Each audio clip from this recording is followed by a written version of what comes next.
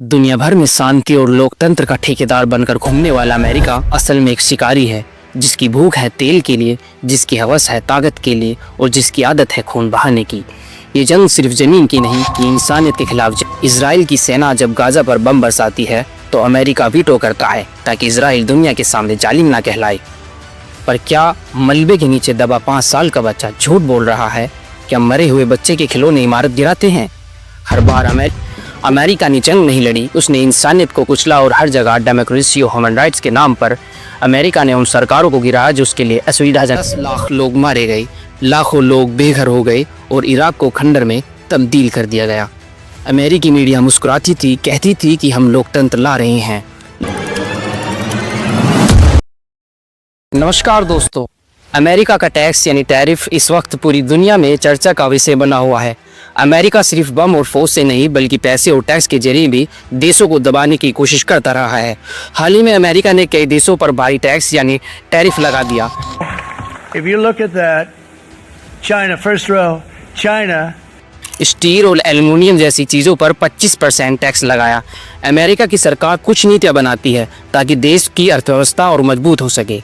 उनमें से एक है टैरिफ। टैरिफ का मतलब है जब सरकार विदेशी सामान पर एक तरह का कर या शुल्क लगाती है। इससे वह सामान महंगा हो जाता है। जब बाहर से सस्ते सामान आ जाते हैं तो अपने देश की कंपनियों को नुकसान होता है। इसलिए सरकार बाहर से आने वाली चीज़ों पर टैक्स लगाती है ताकि देशों की चीज़ें ज़्यादा महंगी बिक सकें।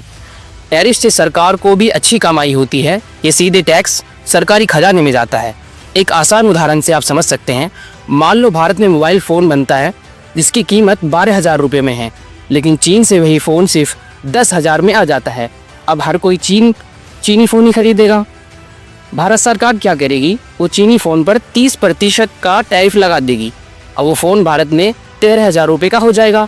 इससे भारतीय फ़ोन सस्ता लगेगा और लोग वही खरीदेंगे।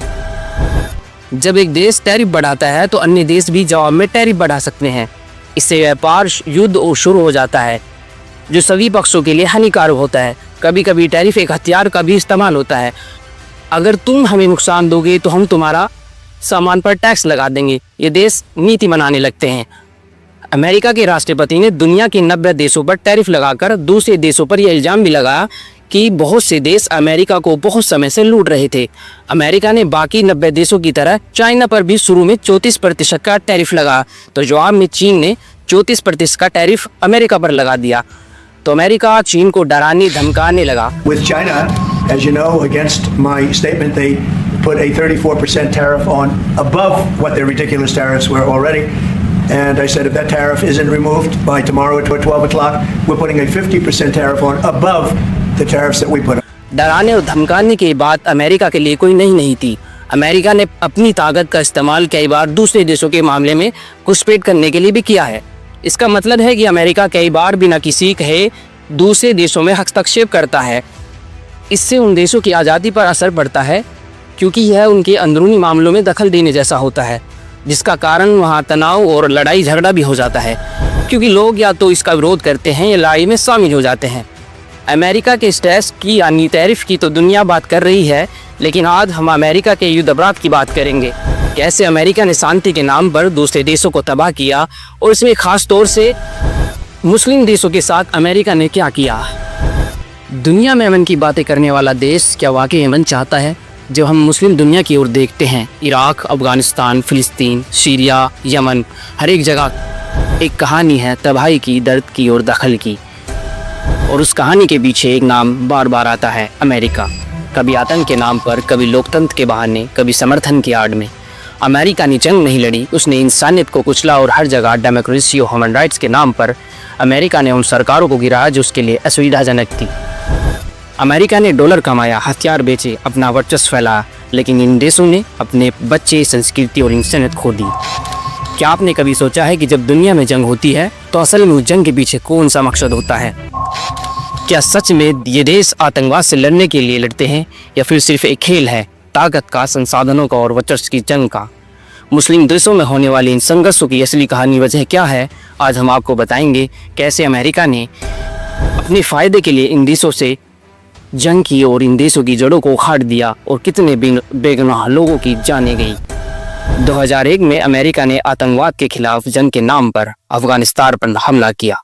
20 साल तक बम, ड्रोन और गोलियों की बारिश होती रही। लाखों लोग मारे गए, जिनमें अधिकतर आम नागरिक थे। बच्चों ने स्कूल से पहले बम देखा, औरतों ने घर के बजाय कब्रिस्तान की खामोशी महसूस की। 2001 में अमेरिका ने अफगानिस्तान पर हमला किया तो उसने कहा ये अलकायदा के खिलाफ लड़ाई है, लेकिन हकीकत में जंग सिर्फ एक संगठन के खिलाफ नहीं थी, बल्कि पूरे देश को तबाह करने की शुरुआत थी।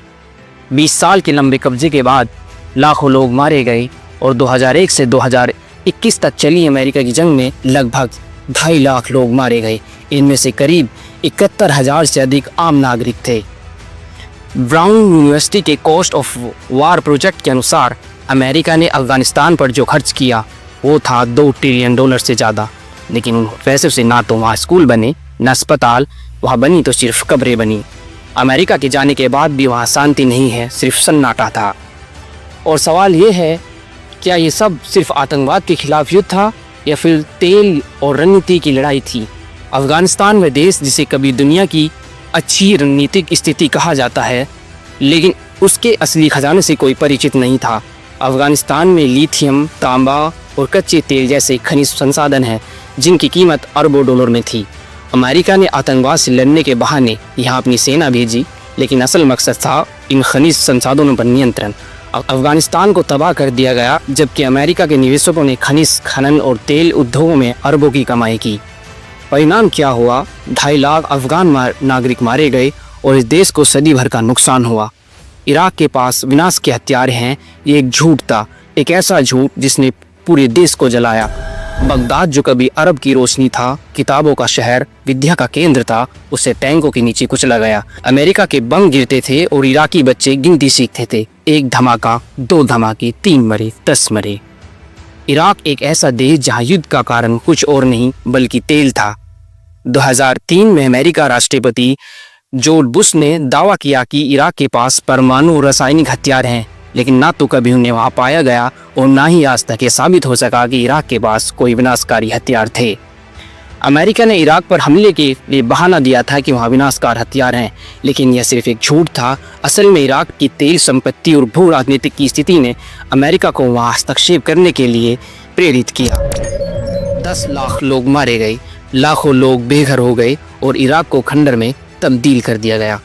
अमेरिकी मीडिया मुस्कुराती थी, कहती थी कि हम लोकतंत्र ला रहे हैं, लेकिन लोगों की आंखों में आंसू थे और दीवारों पर सिर्फ खून। सद्दाम हुसैन के बाद अमेरिका ने जिस डेमोक्रेसी का वादा किया वो आज तक एक ख्वाब है। अमेरिका की इस तबाही के बाद जो पीछे छूटा वो था आतंक, गृह युद्ध और एक ऐसा देश जिसे आज भी आत्मा की तलाश है। इराक ने पूछा था हमें क्यों मारा गया और दुनिया ने चुप्पी साध ली थी। दमिश्क कभी एक सभ्यता की पहचान था, लेकिन अमेरिका ने फिर आज़ादी का नाम लेकर वहां आग फैलाई, हथियारबंद गुटों को फंडिंग दी, सरकार गिराने की कोशिश की गई। फिर जो हुआ वो पूरी दुनिया ने देखा। अलेपो, होम्स, रक्का शहर राख हो गए। जब सीरिया में गृह युद्ध शुरू हुआ तो अमेरिका ने विद्रोहियों को समर्थन दिया और खुद को सैन्य ताकत भी वहां भेजी। इसका नतीजा यह हुआ कि सीरिया में 5 लाख लोग मारे गए, लाखों लोग विस्थापित हो गए। UNHRC के अनुसार 1.3 करोड़ से लोग अधिक बेघर हुए। सीरिया में अमेरिकी हस्तक्षेप का उद्देश्य स्पष्ट था, रूस और ईरान के प्रभाव को खत्म करना। रूस, ईरान और अमेरिका की बीच लड़ाई ने एक दूसरे देश को खंडर में तब्दील कर दिया। सीरिया में अमेरिका ने आरोप लगाया कि असद सरकार आतंकवादियों को समर्थन दे रही है, लेकिन हकीकत यह है कि अमेरिका ने कई लड़ाकू और आतंकवादियों गुटों की मदद की थी ताकि वह अपनी शर्तों पर एक सरकार स्थापित कर सकें। अमेरिका ने सीरिया में अपनी शक्ति का प्रयोग किया, जिसमें आतंकवादियों के आभार का एक मार्ग खुला। यमन, भूख और दर्द का साम्राज्य। यमन युद्ध की आग को अमेरिका ने सऊदी अरब के साथ मिलकर भड़काई। इस युद्ध ने 3,77,000 लोगों की जान ली और लाखों लोगों को भूख और संकट में धकेल दिया। UNFC के अनुसार हर 10 मिनट में एक यमनी बच्चा भूख से मरता है। सऊदी अरब ने यमन पर हमला शुरू किया और अमेरिका ने उसे सप्लाई की बम, जेट्स, ड्रोन और इंटेलिजेंस। 2008 में सेव द चिल्ड्रन की रिपोर्ट में बताया गया कि 85,000 से अधिक बच्चे भूखमरी से मारे गए थे। लीबिया में भी अमेरिका ने गद्दाफी को आतंकवादी समर्थक के रूप में चित्रित किया और उसे हटाने के लिए नाटो के साथ मिलकर हमले किए। अमेरिका ने दावा किया कि लीबिया के आतंकवादी समूह के साथ रिश्ते थे, जबकि गद्दाफी के शासन के दौरान लीबिया में कोई बड़ा आतंकवादी संगठन मौजूद नहीं था। अमेरिका ने लीबिया में एक ऐसा संघर्ष को जन्म दिया जिसे बाद में खुद अमेरिका भी कंट्रोल करने में मुश्किल आई। फिलिस्तीन की बात करते हैं। अब फिलिस्तीन में जो कुछ हो रहा है उससे आज पूरी दुनिया वाकिफ़ है। फिलिस्तीन जहां पिछले 70 साल से इजराइल की जुल्म की कहानी चल रही है और इस कहानी का सबसे बड़ा प्रायोजक है अमेरिका। अमेरिका हर साल अरबों डॉलर की मदद इजराइल को देता है। फिलिस्तीन की वो ज़मीन जो कभी पवित्र थी और वो पिघलते खून से सींची जाती है, जहाँ बच्चे स्कूल बैग नहीं पत्थर उठाते हैं।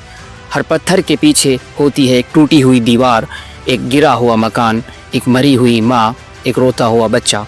इजराइल की सेना जब गाज़ा पर बम बरसाती है तो अमेरिका वीटो करता है ताकि इजराइल दुनिया के सामने जालिम ना कहलाए। पर क्या मलबे के नीचे दबा 5 साल का बच्चा झूठ बोल रहा है? क्या मरे हुए बच्चे के खिलौने इमारत गिराते हैं? हर बार अमेरिका इजराइल को अरबों डॉलर देता है, वह सिर्फ हथियार नहीं देता, वो हर फिलिस्तीनी माँ की गोद छीन लेता है। अल-अक्सा पर गोलियां चलती हैं और वाशिंगटन में जश्न। ये सिर्फ ज़मीन की लड़ाई नहीं, ये मजलूमों की चीखें और कुचलने की साजिश है।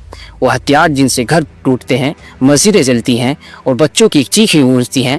गाज़ा में जब बम गिरते हैं तो अमेरिका वीटो लगाता है ताकि दुनिया इजराइल को जालिम ना कह सके। ये सिर्फ राजनीतिक समर्थन नहीं, ये इंसानियत के खिलाफ साजिश है। अल-अक्सा मस्जिद पर हमला हो या स्कूल पर बमबारी, अमेरिका का समर्थन हमेशा इजराइल के साथ रहा है। फिलिस्तीनियों के लिए ज़िंदगी का मतलब है रोज़ जुल्म, रोज़ बर्बादी और रोज़ उम्मीद कि शायद कल कोई सुनवाई होगी। अमेरिका का युद्ध सिर्फ सैन्य संघर्ष नहीं था, बल्कि ये एक व्यापार बन गया। जब अमेरिका ने इन देशों पर हमला किया तो क्या उसने इन देशों के लिए कुछ किया? नहीं, बल्कि अब उसने अपनी ताकत और संसाधनों को अपनी तरफ खींच लिया।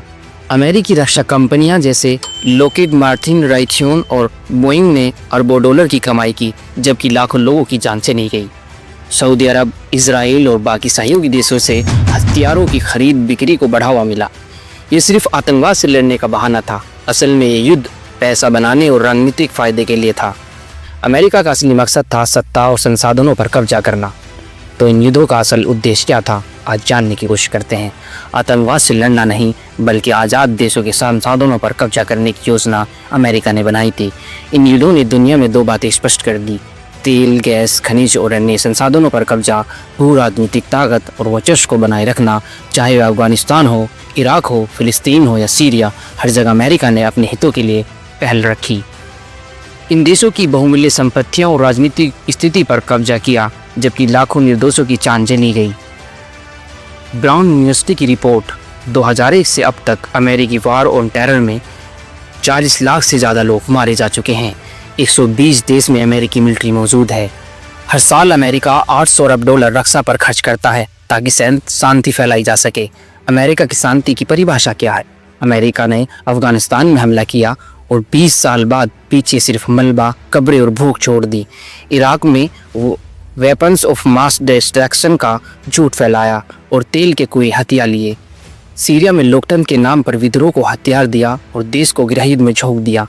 यमन में सऊदी के साथ मिलकर बम बरसाए और 10 साल का अकाल और इंसानी त्रासदी पैदा कर दी। दुनिया भर में शांति और लोकतंत्र का ठेकेदार बनकर घूमने वाला अमेरिका असल में एक शिकारी है, जिसकी भूख है तेल के लिए, जिसकी हवस है ताकत के लिए और जिसकी आदत है खून बहाने की। ये जंग सिर्फ जमीन की नहीं, ये इंसानियत के खिलाफ जंग थी और अफसोस दुनिया की सबसे ताकतवर मुल्क ने इसे लड़ा। अगर आज हम चुप रहते हैं तो हम उन अत्याचारों का हिस्सा बनेंगे जो दुनिया में हो रहे हैं। हमें आवाज़ उठानी चाहिए, क्योंकि जब तक हम चुप रहेंगे तब तक ये जुल्म जारी रहेगा। ये हमारी जिम्मेदारी है कि हम इतिहास से सीखें और खड़े हों ताकि इस संघर्ष को रोका जाए।